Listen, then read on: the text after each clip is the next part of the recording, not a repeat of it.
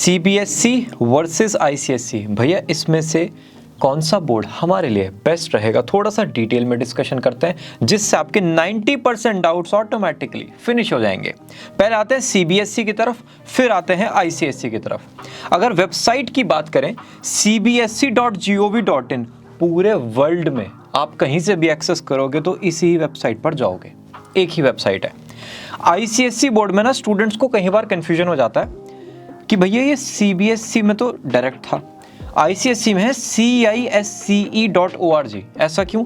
क्योंकि इसका full form है council for the Indian school certificate examinations, right. तो आप कंफ्यूज मत होना, बोलते हम इसको प्यार से आईसीएसई है, लेकिन CISCE इसका ऑफिशियल नेम होगा। फुल फॉर्म देख लेते हैं सीबीएसई का, central board of secondary education, और यहां पर मैंने बता दिया council for the Indian school certificate examination, approved by government board, मतलब सीबीएसई गवर्नमेंट का बोर्ड है। आईसीएसई रिकॉग्नाइज्ड बाय गवर्नमेंट है। रिकॉग्नाइज्ड का मतलब किसी एक्ट के थ्रू वो रिकॉग्नाइज हुआ होगा। एक्ट है दिल्ली स्कूल एजुकेशन एक्ट 1973। भैया स्टूडेंट पॉइंट ऑफ व्यू से कुछ डिफरेंस है? नहीं, दोनों गवर्नमेंट के बोर्ड है, दोनों वैलिड है, राइट। स्टैब्लिश्ड 1929 में हुआ था सीबीएसई और 1958 में हुआ क्या? आईसीएसई। हेडक्वार्टर दोनों का ही मिलेगा आपको दिल्ली में। टोटल नंबर ऑफ स्कूल्स, जब मुझे ये 3 to 4 years बैक पता चला था ना, तो एकदम से आइस पाइस धप्पा टाइप हो गया था, क्योंकि आईसीएसई के जो स्कूल्स हैं अगर हम उनको into 9 करेंगे तो सीबीएसई आएगा, इतना मेजर डिफरेंस है।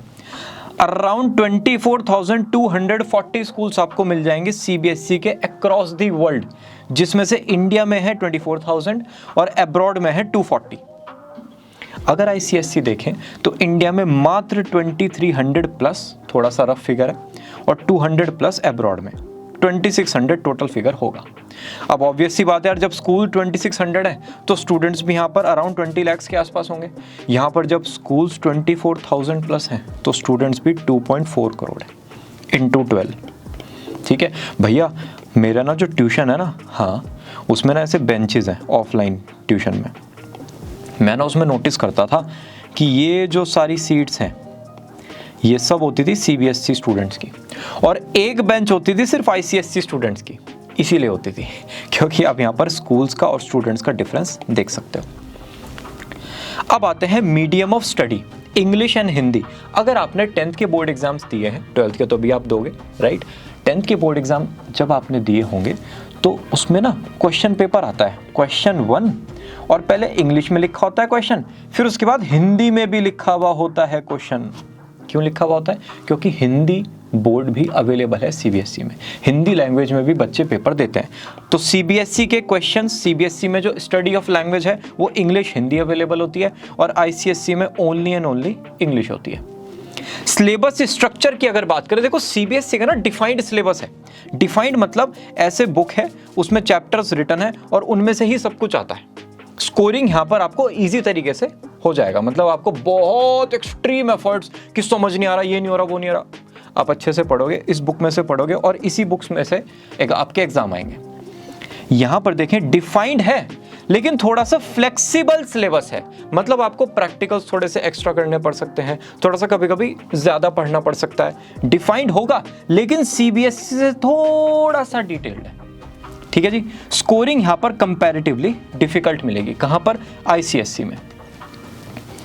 आते हैं फी स्ट्रक्चर की तरफ।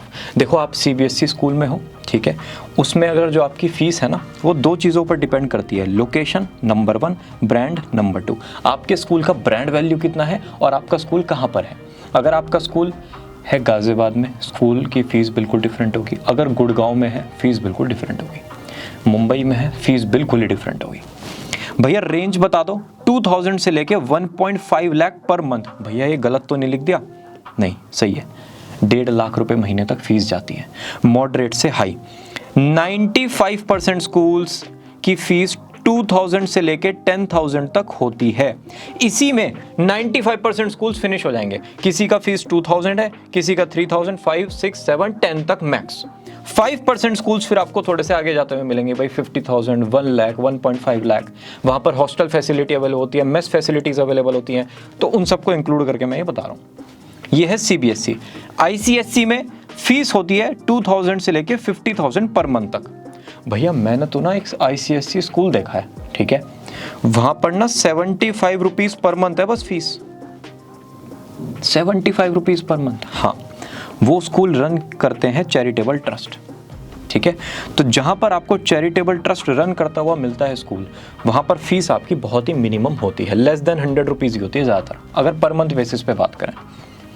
कॉम्पिटिटिव एग्जाम, देखो ये जो CBSE का करिकुलम है ना, ये डिजाइंड इस तरीके से है कि आपको इंडियन कॉम्पिटिटिव एग्जाम में बहुत ज्यादा हेल्प मिलेगी। IIT, JEE, NEET, CUET, cat, बाकी जितने भी एंट्रेंस एग्जाम में आप 12th के बाद अपीयर करते हो, आपको ना अलग से नहीं पढ़ना है कि भाई फिजिक्स है, फिजिक्स का मॉडरेट लेवल जो है वो बोर्ड में आता है और हाई लेवल आपका JEE में आता है, मान लिया, एग्री, इतना तो बनता है। लेकिन सिलेबस अलग नहीं है फिजिक्स का, जो आपका 12th में है वही आपका JEE में है, वही आपका अकाउंट्स जो है CA में आएगा। क्लियर? अलाइनमेंट में है। अगर यहां पर देखें तो डिजाइन्ड फॉर एक्सटेंसिव स्टडीज, ये वाला सिलेबस तो है ही जो एंट्रेंस में आएगा, उसके आगे ICSE में और भी बहुत कुछ मिलता है। तो आपको ना कुछ पेरेंट्स मिलेंगे, वो कहेंगे ICSE डिफिकल्ट है। एक ना एक कहते हैं ना कि यार ये कैसे बना कि ICSE डिफिकल्ट है, ऐसे बना, क्योंकि वहां पर आपको थोड़ा सा एक्सटेंसिव स्टडी करना पड़ता है। तो इसलिए आप JEE, ठीक है, और CUET और नीट, राइटिंग दिल पे मत लेना, और CA है ना, NID, ये जितने भी एंट्रेंसेस हैं, इनके एंट्रेंस एग्जाम का जो प्रिपरेशन होता है ना, उसमें CBSE और ICSE दोनों बच्चे एक साथ पढ़ते हैं, ठीक है, जिससे एक अलाइनमेंट हो जाए। CBSE का प्रॉपर्ली अलाइंड है सिलेबस, ICSE में आप ये तो पढ़ोगे, थोड़ा सा और भी ज्यादा पढ़ते हो, एक्सटेंसिव होगा थोड़ा सा। गवर्नमेंट स्कीम का बेनिफिट्स अगर देखें, देखो बहुत सारी ग्रांट्स और स्कॉलरशिप CBSE के बच्चों को मिलती है, जैसे सिंगल गर्ल चाइल्ड स्कॉलरशिप, आप ओनली चाइल्ड हो, दैट टू डॉटर, आप अपने पेरेंट्स के हो, तो आपको स्पेशल स्कॉलरशिप मिलेगी। मेरिटोरियस स्टूडेंट्स की स्कॉलरशिप तो अवेलेबल है ही, ICSE में भी उनके खुद के प्राइजेस और स्कॉलरशिप्स हैं, और बाकी जितनी भी स्टेट, जितनी भी सेंट्रल गवर्नमेंट की स्कॉलरशिप्स हैं, वो भी ICSE स्टूडेंट ग्रैस्प कर सकते हैं। ट्रांजिशन फ्रॉम स्टेट बोर्ड, भैया मैं ना UP बोर्ड का स्टूडेंट हूं, तो क्या मैं CBSE में जा सकता हूं? हाँ जा सकते हो, कोई इशू नहीं मिलेगा, आराम से चले जाओगे। भैया मैं UP बोर्ड का स्टूडेंट हूं, क्या मैं ICSE में जा सकता हूं? हाँ जा सकते हो, कोई इशू नहीं है। ज़्यादातर मैं जहाँ पर हूँ, मैं UP नॉर्थ बेल्ट से हूँ, तो यहाँ का मुझे पता है, बहुत सारे मेरे रिलेटिव्स भी बहुत सारे UP बोर्ड से पढ़े हुए हैं। एक ना हमारे यहाँ मेंटालिटी है कि 10th तक ना UP बोर्ड से कर लो, जिस घर में बहुत सारे भाई बहन है ना, तो वहाँ पर क्या होता है कि भाई 10th तक UP बोर्ड से कर लो, 11-12 CBSE से करा देंगे, गेटिंग इट। या फिर कोई फाइनेंशियली वीक है तो वो क्या करता है कि भाई UP बोर्ड 10th तक कर लो, 11-12 CBSE से करा देंगे, कुछ भी केस आप समझ लो। होगा क्या, UP बोर्ड से ना बच्चे ज़्यादातर CBSE में जाते हैं, रेयरेस्ट ऑफ द रेयरेस्ट कोई गुजरात बोर्ड से, हरियाणा बोर्ड से आपको ICSE में जाता हुआ दिखेगा, राइट।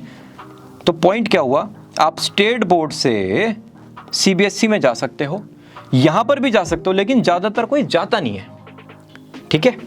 स्कोर पॉसिबिलिटी देखो, CBSE में नंबर ऐसे दिए जाते हैं, ले बेटा 98 चाहिए, हाँ ले 98 ले ले, 99 चाहिए, हाँ 99 ले ले, ये स्ट्रक्चर हो चुका है। मैं 2014 में क्लास 12 पास आउट हूँ, और 2014 में मेरे 94.6% मार्क्स थे, हल्ला हो गया था चारों तरफ। अब अगर किसी को बता दो इन द ईयर 2023 या 24 कि 94.6 है, कम रह गए, अरे वो शर्मा जी के लड़के के तो 97 आए थे, ऐसा होना चाहिए ना बच्चा, 98 वाला 97 वाला, ये तो कॉमन हो गए 94, राइट। तो CBSE में स्कोरिंग इजी है, टॉपर के score her bar 499 out of 500 जाता है।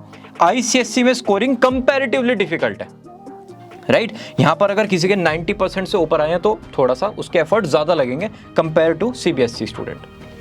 अच्छा एक बात का ना मैं एग्जांपल दे देता हूं आपको, ये फिर मुझे आप बाद में कहोगे। अगर किसी की हाइट 5 फुट है और किसी की हाइट 6 फुट है, आप मेरे से पूछोगे भैया किसकी हाइट ज़्यादा है, तो मैं कहूँगा इस वाले इंसान की हाइट ज़्यादा है। तो अब ये नहीं हुआ मैंने इसको छोटा कह दिया कि ये तो नाटा है, ये किसी काम का नहीं है, ये आप सोच रहे हो। मैंने आपको सिर्फ ये बताया कि इसकी हाइट ज़्यादा है।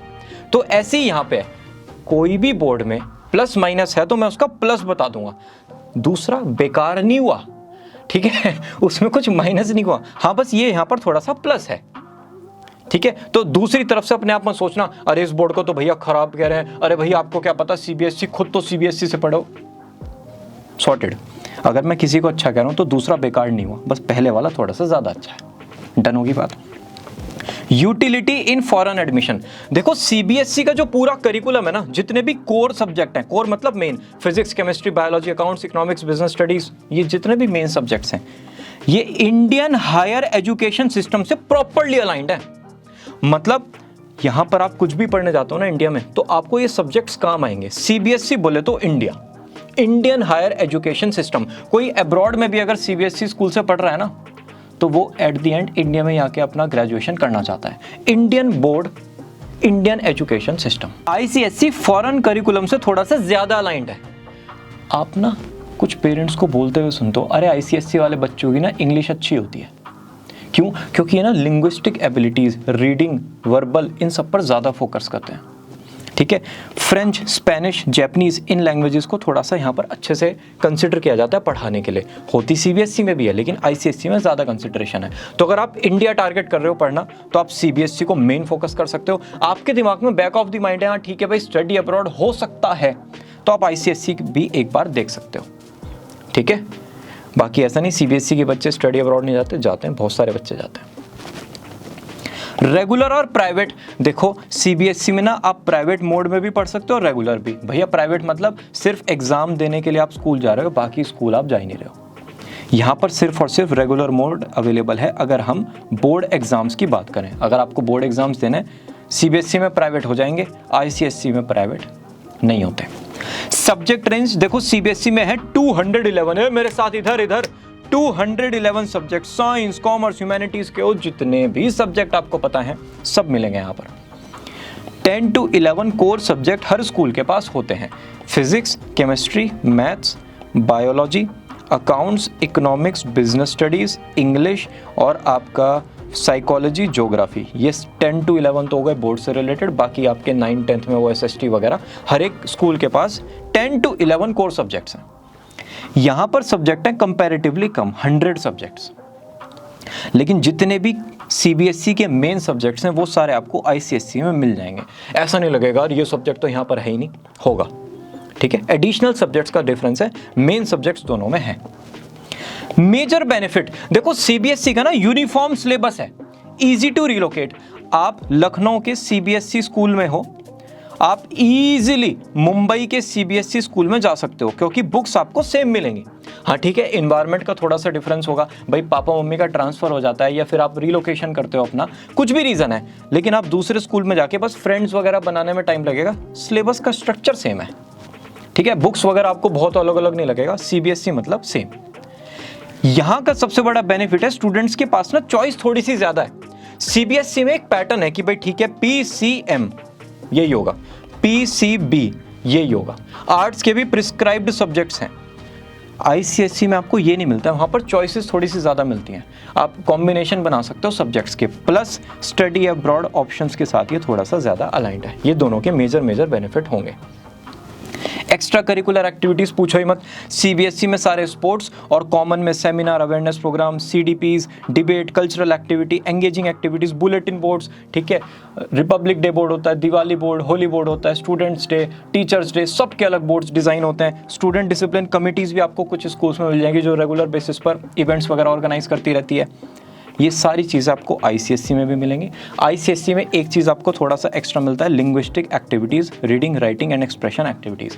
सीबीएसई में साइंस, मैथ्स, स्पोर्ट्स, इन सब पर फोकस होता है। आईसीएसई में थोड़ा सा लैंग्वेज, लिटरेचर, इन सब पर फोकस होता है। ठीक है, career and college support, seminar और expert talks time to time CBSE में होती रहती हैं। सीबीएसई टीचर्स को भी ट्रेन करता है करियर गाइडेंस के लिए। आईसीएसई बोर्ड में करियर काउंसलिंग एक्टिविटीज होती हैं और साइकोमेट्रिक असेसमेंट्स पर यहाँ पर ज्यादा एम्फेसिस है। आप यहाँ पर बहुत सारे सेमिनार्स वगैरह होते हुए नहीं देखोगे एज कंपेयर टू सीबीएसई, लेकिन साइकोमेट्रिक असेसमेंट जिसमें aptitude, personality, interest, learning habits, orientation, इन सब पर चेक किया जाएगा और इनके बेसिस पर आपको फाइनल करियर रिकमेंड करा जाएगा। अब आ जाते हैं ऑल अबाउट कॉमर्स। अब ये चैनल किसका है? कॉमर्स स्टूडेंट्स का है, तो हमने कहा थोड़ा सा जो कंपैरिजन है वो कॉमर्स स्टूडेंट के हिसाब से भी बता देते हैं। सीबीएसई में देखें तो 11th में आप कॉमर्स स्ट्रीम चूज कर सकते हो, आईसीएसई में आप 9th क्लास से स्ट्रीम चूज कर सकते हो, कॉमर्स में जा सकते हो। ठीक है, एग्जाम पैटर्न सेम है अप्रॉक्स, यहाँ पर भी MCQ, short, long, case study based question, यहाँ पर भी सेम। प्रैक्टिकल सिनेरियो मतलब आपको एक सिचुएशन दिया कि आप यहाँ पर गए हो, ऐसे ऐसे हुआ है, इस फैक्ट्री में इतनी प्रोडक्ट की डिमांड थी, इतना यहाँ पर सप्लाई था, इतना रॉ मटेरियल था, अब आप होते इस सिचुएशन में तो क्या करते। ऐसी case study based, situation based question आपको दोनों में मिलेंगे। कोचिंग की अवेलेबिलिटी बहुत ही कम कोचिंग इंस्टीट्यूट्स आपको स्पेसिफिकली मिलेंगे आईसीएससी के लिए। ज़्यादातर कोचिंग इंस्टीट्यूट मैंने आपको बता दिया, ऐसे ऐसे बहुत सारी सीट्स होती हैं, 2 रो होती हैं आईसीएससी के लिए, बाकी सब में सीबीएसई के बच्चे होते हैं। तो सीबीएसई के लिए ऑनलाइन ऑफलाइन कोचिंग आपको ईजिली मिल जाएगी। आईसीएससी वाले बच्चे ज़्यादातर सीबीएसई वालों के साथ पढ़ते हैं, कम कोचिंग्स हैं। सब्जेक्ट की अगर डेप्थ की बात करें, मॉडरेट लेवल की डेप्थ मिलेगी आपको। अकाउंटिंग में जैसे आप 11th में आओगे ना, तो बहुत कुछ थ्योरी भी है, प्रैक्टिकल क्वेश्चंस भी आपको करने हैं। इकोनॉमिक्स में 11th क्लास में तो आप स्टैटिस्टिक्स पढ़ते हो, 12th में एक हिस्ट्री की बुक आती है जिसको आप प्यार से इंडियन इकोनॉमिक डेवलपमेंट कहते हो, और मैक्रो इकोनॉमिक्स आता है। अगर इकोनॉमिक्स पढ़ लिया है ना, आपको पता है थ्योरी अच्छी खासी है, आप इसको प्रैक्टिकल सब्जेक्ट नहीं कह सकते, आप इसको हाइब्रिड सब्जेक्ट कहते हो, प्रैक्टिकल प्लस थ्योरी। और बिजनेस स्टडीज़ में आपको बेसिक्स ऑफ मैनेजमेंट सिखाए जाएंगे, जिसको प्यार से मिनी एमबीए कहा जाता है। ये सेम सब्जेक्ट डेप्थ आपको आईसीएसई में मिलती है। डन। अगर हम मेन स्ट्रीम ऑथर्स की बात करें, सीबीएसई में ज़्यादातर ये बुक्स चलती हैं और आईसीएसई में ज़्यादातर ये बुक्स चलती हैं, लेकिन मैं कसम से बताऊँ, ये टोटली आपके ट्यूशन पर डिपेंड करता है या फिर आपके स्कूल के टीचर्स पर डिपेंड करता है। उन्होंने कहा कि भाई हम इसके थ्रू पढ़ाएंगे, टीएस ग्रेवाल के थ्रू, आप टीएस ग्रेवाल परचेज करते हो। उन्होंने कहा सीवी गुप्ता के थ्रू, तो आप सीवी गुप्ता परचेज करते हो। Again totally teachers call. Main difference भैया क्या हुआ? मेन डिफरेंस हुआ एक तो कोचिंग्स का, आईसीएससी वाले बच्चों के लिए कोचिंग थोड़ी सी कम है। बेनिफिट आईसीएससी स्टूडेंट्स को है कि वो 9th क्लास से अपनी स्ट्रीम चूज कर सकते हैं, मतलब सब्जेक्ट्स स्ट्रीम, वहाँ स्ट्रीम वर्ड नहीं चलता, वहाँ सब्जेक्ट्स वर्ड चलता है। ठीक है जी, इसी के साथ ये वीडियो होती है फिनिश। अभी भी कोई डाउट है कहाँ पर बताओगे? कमेंट सेक्शन में। भैया आपने नाम तो बताया नहीं। मेरा नाम है सार्थक, हम बनाते हैं करियर्स और कॉलेजेस से रिलेटेड वीडियो। ये है बोर्ड कंपैरिजन सीरीज़ और ये है सीरीज़ का वीडियो नंबर 1। मिलते हैं वीडियो नंबर 2 में। Bye bye.